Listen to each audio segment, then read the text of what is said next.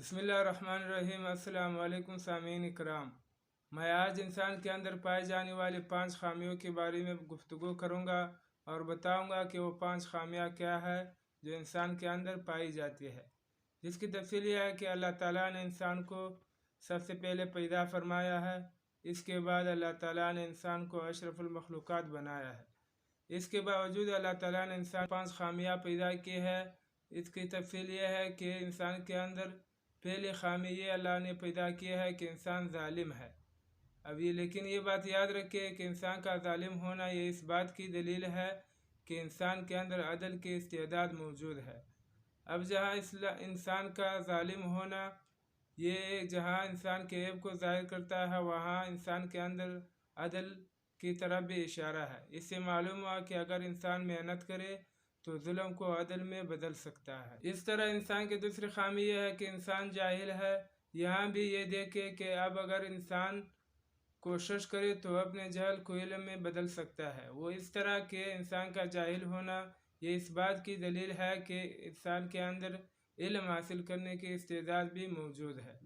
اب انسان کے اندر تیسری خامی یہ ہے کہ انسان کمزور ہے، جیسے کہ اللہ تعالیٰ نے فرمایا خلق الانسان ضعیفا، یعنی اللہ تعالیٰ نے انسان کو کمزور پیدا کیا ہے۔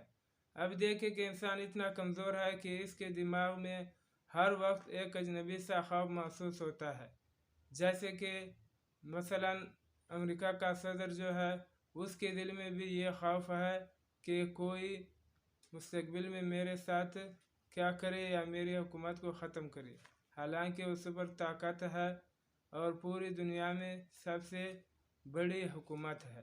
بالفاظ دیگر انسان اتنا کمزور ہے کہ ایک چھوٹا سا وائرس، جیسے آج کل کے حساب سے لے لے کرونا وائرس، یہ انسان اتنا کمزور ہے کہ اس کی وجہ سے بھی انسان اپنے آپ کو موت کے منہ میں دھکیل دیتا ہے، کیونکہ انسان کے دل میں ایک اجنبی سا خوف رہتا ہے۔ حالانکہ ایک چھوٹا سا وائرس ہے، اتنا چھوٹا جرثومہ ہے جس کو انسان آنکھ سے بھی نہیں دیکھ سکتا۔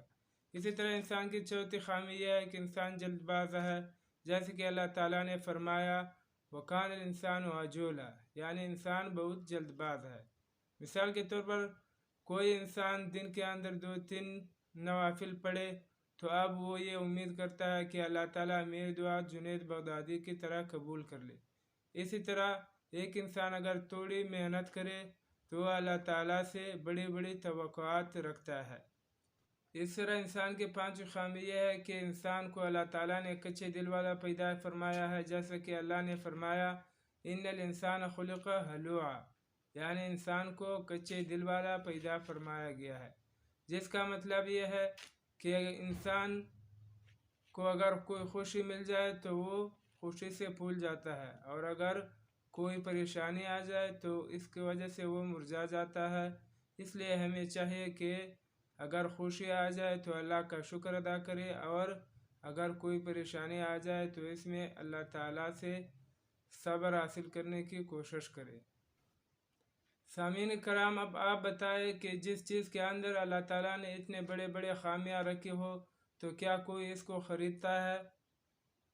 تو اس کا جواب یہ ہوگا کہ کوئی بھی اس کو نہیں خریدتا۔ لیکن اللہ تعالیٰ نے انسان کے ساتھ جنت کے بدلے یہ سودا کیا ہے کہ اللہ تعالیٰ نے انسان کے جان اور نفس کو جنت کے بدلے خرید لیا ہے، جیسے اللہ تعالیٰ نے قرآن مجید میں فرمایا ان اللہ اشتری من المؤمنین انفسهم واموالهم بان لهم الجنہ، یعنی اللہ تعالیٰ نے انسان کے مال اور جان کو جنت کے بدلے میں خرید لیا ہے۔